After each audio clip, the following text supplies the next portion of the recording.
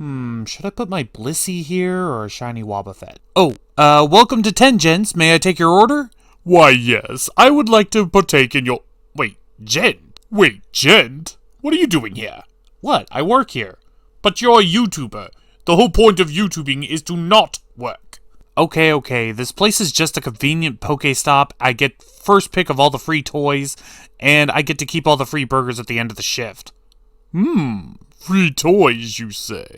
Oh boy, I just put an idea in your head, didn't I? Where can I sign up? Leave a comment down below for how long you think Rehash is going to last. But until then, this is the Amazing Digital Circus. The episode begins where the gang is teaching Gangle how to throw a softball. My question is, could Ragatha literally not find anyone but Jax to be the hitter? Yeah, it doesn't really matter how much Ragatha boosts up Gangle's confidence when Jax is willing to hit a home run on her face. With Gangle's comedy mask once again shattered, Ragatha and Jax get into a massive argument.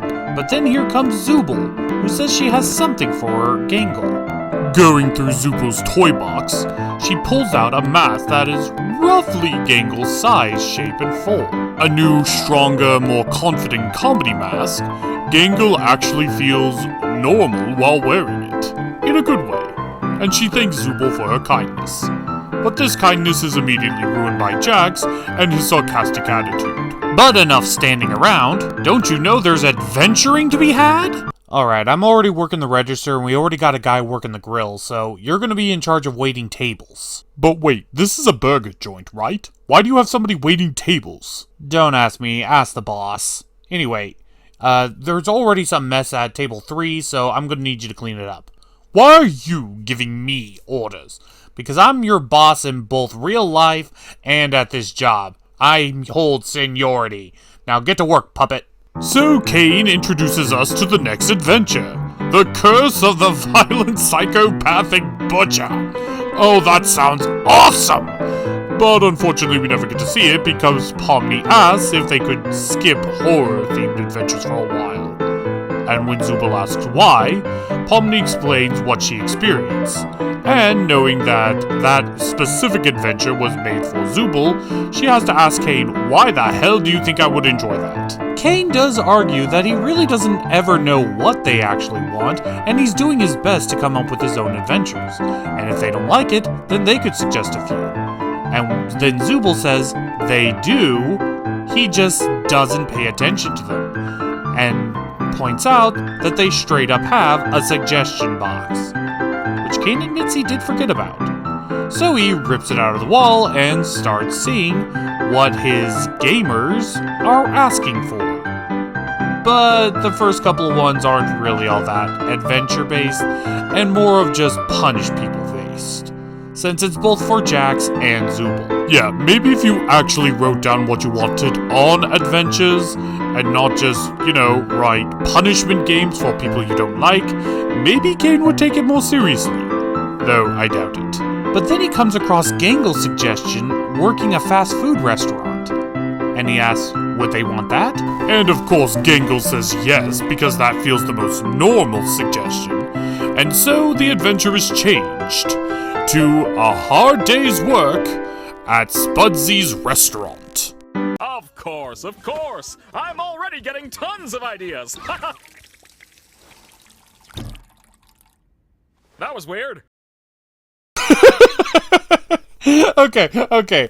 I know there's probably some kind of deeper meaning of there being a symbiotic connection between Bubble and Kane, but honestly, these two together just crack me up every time. Oh, right. What can I help you with, Recycle Bin? Can I loot through your garbage? Sure. Dumpster's out back. Yay! And just to make everything clear, since this was Gangle's idea, she is going to be the supervisor in charge. So this is going to be a Gangle episode. You know what? Good for her. She has been regulated to the background for way too long. Speaking of background, Zooble intends on being a background character yet again, because she doesn't want to work a wage slave job for fun. But then Kinga, through really backward logic sacrifices his own spot on the team so Zubul could participate? I think he was trying to help but got confused, but Kane is running with it. And when Zubul protests, she sends her into the hole. Okay, I'm gonna say this on Zubul. She should know not to upset Kane too much after everything that happened in episode 3. Personally, I would just roll with it. So, without further ado, off to Spudsies. Everyone goes to their assigned roles, and Gangle is just happy that everything is working in an environment that she has personal experience in, being that she was a shift supervisor before. There's just one current hiccup. Jax. The bully. Her bully. But for now, the tables have turned. Even though he is defiant, Gangle is for once in a position of power over him. She calls up Kane and says directly to him, "Can we have a punishment for any employee that is, say, not meeting standard quo?" And Kane thinks it's a great idea, because that's what his adventures were missing: consequences to your actions. And so he comes up with something devious, meaning that Jax can't act like his usual self this time, and he has to put in the effort in order to actually work a day. Some might call this planning ahead for Jack's shenanigans. Personally, I see this as Gangle's revenge. Hello, welcome to Tengens. May I take your order? Yes, I require the kids' meal, and I wish for My Little Pony in it. Okay, do you have a specific preference? DJ Pone 3 if you have it. If not, I would like Rarity with a few modifications. She can be an easy DJ Pone 3 substitute. That's it, I am going on my break. No, hold on, you still have to clean up table 3. I already did clean up table 3. Yeah, and then another customer sat there, so go ahead and clean it up again. I will do it after my break. So we finally start the day with the breakfast rush, where we get introduced to Orbsman. Ragatha fills us in that Orbsman was an NPC that they met on a previous adventure before they met Pomni. And there's definitely mixed feelings on him, but this establishes that Kane tends to reuse assets when the situation calls for it. It makes sense. I mean, saves on processing space when just copy and pasting. I mean, hell, that's why I went to the vector art style. But while we stare at Orbsman, Jax is staring at the clock. Then Pomni deals with a Karen. It's me. Yeah, little Jester, I'd like to order the stupid burger. Last time I ordered it here, they forgot to add the sauce that makes you stupid. Don't forget the sauce. Honestly, very underreactive. But not inaccurate. And as Ragatha assembles the burger, she gets the stupid sauce enveloped into her eye, which causes her to start hallucinating, causing this delirious reaction and giving the symptoms she is on drugs. Once again showcasing that Kane can have an influence on the membrane, causing Ragatha to be, well, high out of her mind. Hey man, did someone say something about getting high? In a video game, Zaza. Getting high in a video game. Oh. Hey, did anyone have any snacks? Well, yeah, Zaza, this is a restaurant. You can order whatever you want. Well, what's on the menu? Cool, man. Hey, you have any pizza? No, pizza's not on the menu. Oh. Well, can it be? No, Zaza. Whatever's on the menu is what we can give you. Oh. Well, I kinda feel like pizza. Let's all go order some pizza. This is a restaurant, a burger restaurant. There is no pizza. Oh. Hey. If you say something about pizza, I'm kicking your ass. Hey, do you know that Freddy Fazbear's down the street is... That's it! We later cut back to Zooples and Jax, as Jax, Well, he can't do his usual shtick, so he's shooting the breeze. But Zooble doesn't seem interested as she's trying to work. Jax mocks her for taking it seriously, but seeing as how the game literally was breaking around her when Kane was upset, she doesn't want to take the chance. Though Jack doesn't seem to be too bothered by it. He is, however, bothered by the clock not seeming to move. We then cut back to Pomni as we get the triumphant return of Gummy Goo, which shocks everyone, including Pomni. She tries to say hi, but from the interactions, it's clear that this Gummy Goo doesn't recognize Pomni. In fact, he's playing his role as the customer to a T. Oh, wait, I forgot to ask for a kid's meal toy. You're not a kid. Oh, yeah, an adult toy then. Don't know about that one, mate. I miss these guys. You don't even know who they are. Well, Pomni hasn't given up on trying to get in contact with Gummy Goo, and she's having this awkward conversation with him that is clearly one-sided as, again, this Gummy Goo doesn't seem to have any recollection that he's an NPC. Meanwhile, Gangle is working and sees that Pomni is not at her post. She asks Ragatha, who is zoinked out of her mind, and she says that Pomni is flirting with the NPC, and this is a no-go for Gangle, and she confronts Pomni about her actions.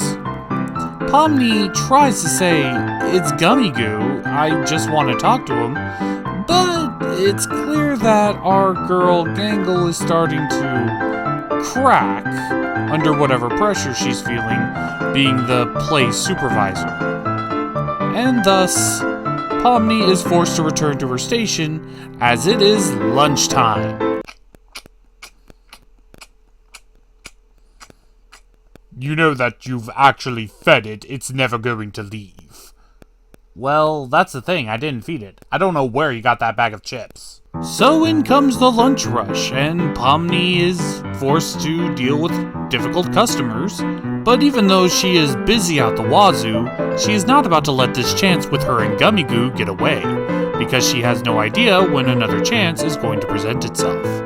So, she runs up to Gummy Goo and, well, she attempts to try to talk to him, but realizing that this Gummy Goo may not be the Gummy Goo she knew, she decides to just play to her role and give a honest, thankful goodbye that is in character, but you could tell that there is a lot of sincerity behind it. And Gummy Goo responds in a way that makes it sound like he does remember, but he's hiding it. Or he's just, being nice. It's difficult to tell here. But then we cut back to Jax and Gangle as she's trying to get him to actually do his job and work. But Jax is still very much defiant, and since he's not having fun, he's just allowed to be mean. And he says some pretty hurtful things directly to Gangle's face. And this causes Gangle to snap even further and put him in employee training. Before we get into all that, first things first. Are you smiling? Why not? Okay, it happened. That was literally the scariest thing in the entire series. Bar none. I am not sweeping up the mess you just made. We then do a cut to Zooble, who's currently trying to make an order of 300 burgers, but unfortunately she can't because Ragatha is currently still high out of her mind and is being completely unproductive. It gets to the point where even Zooble realizes things can't go on like this, and she calls over Gangle to deal with the situation.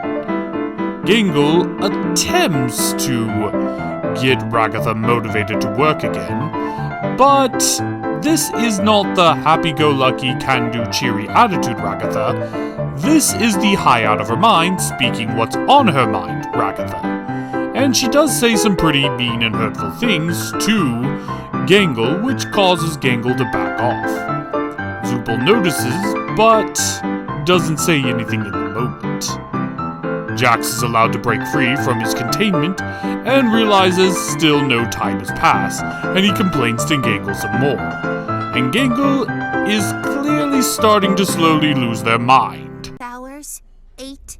24? A week? A year? Does time even move in here? Will we ever go home? Will we ever achieve our dreams? Oh, wait. Yeah, that clock's broken. Okay, anyone who's ever worked a customer service industry job knows this feeling of breaking. And of course, it's also rather sad. In this episode, we also get some glimpses into Gangle's own personality and her hopes and dreams of her wanting to be a manga artist, but had failed at it and decided to take the safe route and get a fast food service industry job. A job that she's clearly has some rose-tinted glasses on when she suggested it. I'm guessing she remembers her fast food industry life is because that was the most impactful bit on her life. But because of the digital circus, she feels like she has no control, so she wanted to go back to a place where she had that control. But now that she's living it, she realizes she never had it. So now we enter evening dinner. And everybody is exhausted mentally, physically, emotionally, and psychologically. A hard day's work, without question. Even Jax finally lets his own mask slip and actually has a decent conversation with Pomni. Not him being an asshole, just him being him. This might actually be the first time we actually see him just be him, which kind of freaks out Pomni. But it doesn't last for very long.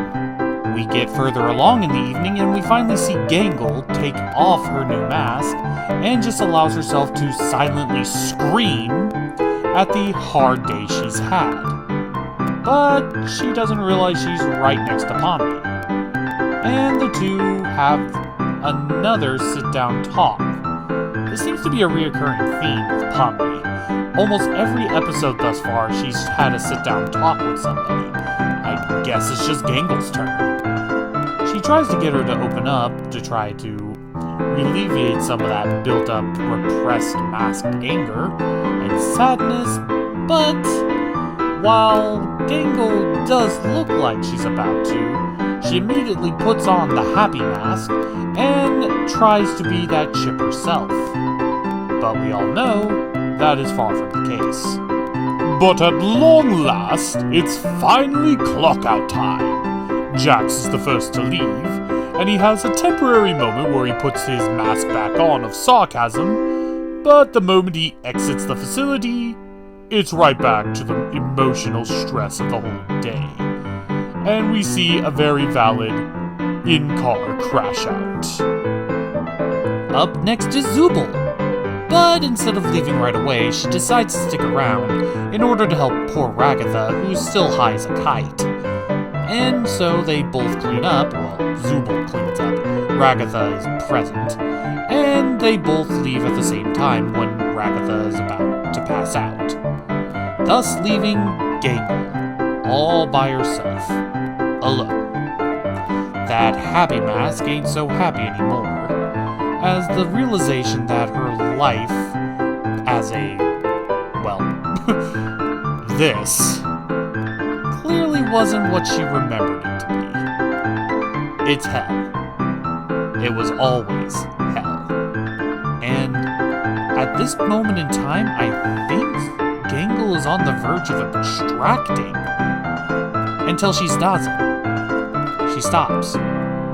Because of Pomni, who offers to do the closing shift in order to let Gangle go and relax after such a hard day.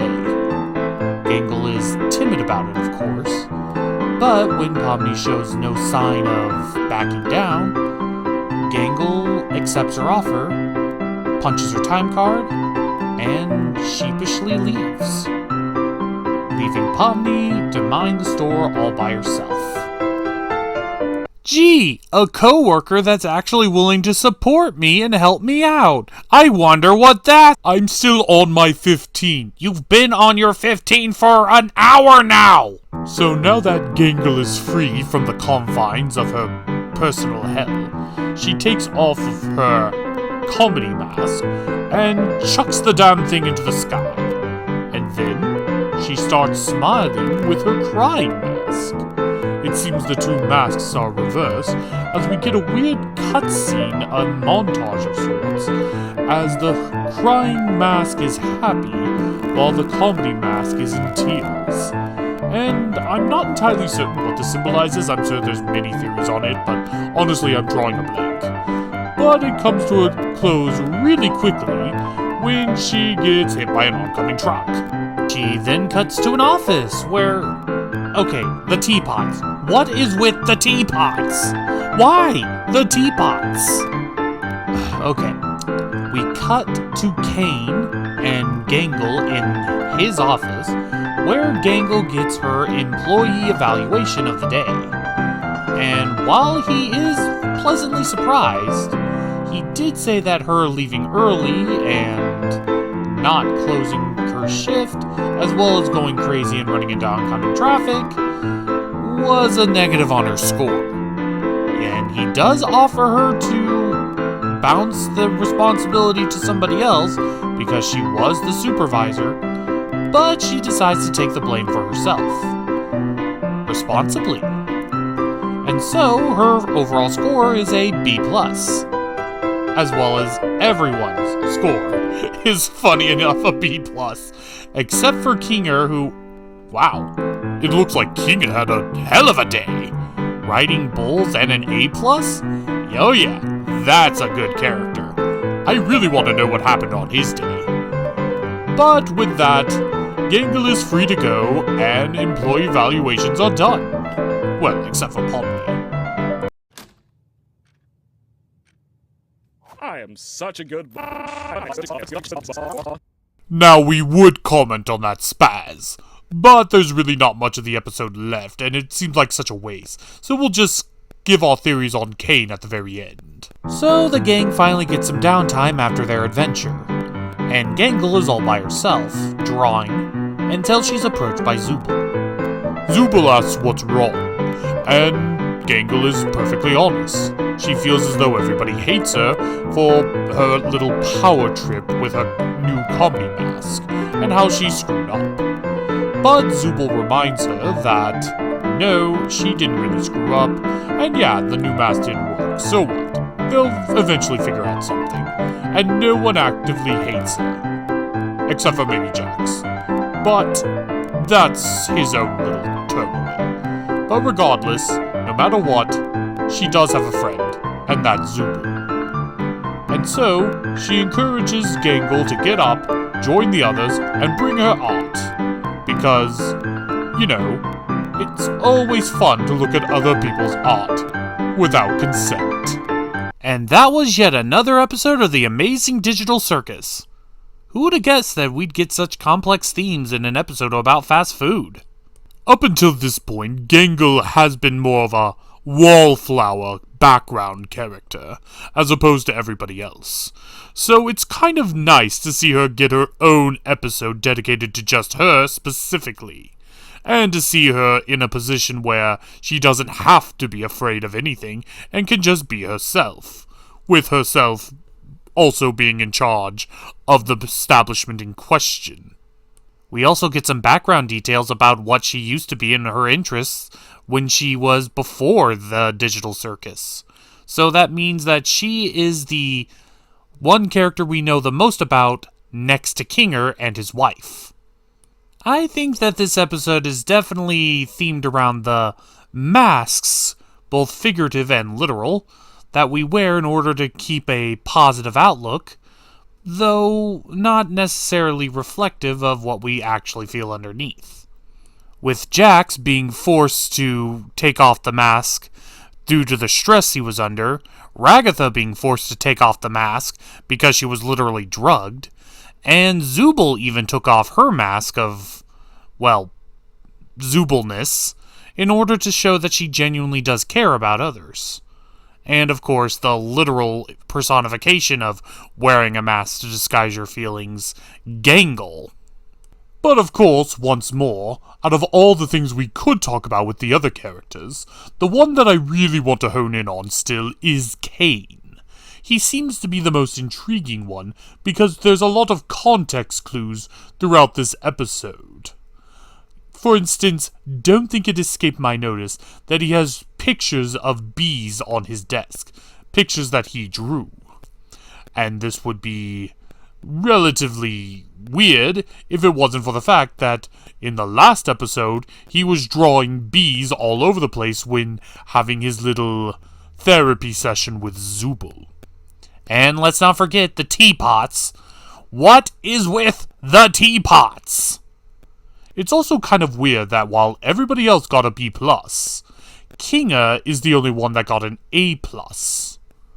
As well as there is a connection with the bees to Kinga because he is into entomology, the study of insects. Normally I don't particularly care about counting my chickens before they hatch when it comes to theory crafting, but there's too many connections for me to ignore. Also, shout out to the Gummy Goo cameo. It's not too soon to call that Gummy Goo is very much still well aware that he's an NPC in a video game, but he's hiding it from Pomni for whatever reason. I would be offended if you didn't. But I think we're just gonna have to get those questions answered next episode. So until then, I'm Cartoon Gentleman. And I'm Rehash. And this has been a Gentleman's Chat, and we will see you all next time.